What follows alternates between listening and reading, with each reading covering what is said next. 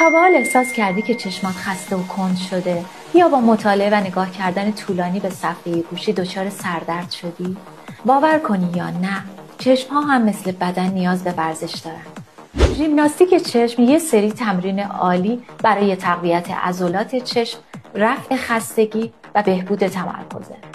این سری تمرین ها بهتون کمک میکنه راحت تر مطالعه کنید، تمرکزتون رو بالا ببرید و فشار رو از روی چشم کم کنید.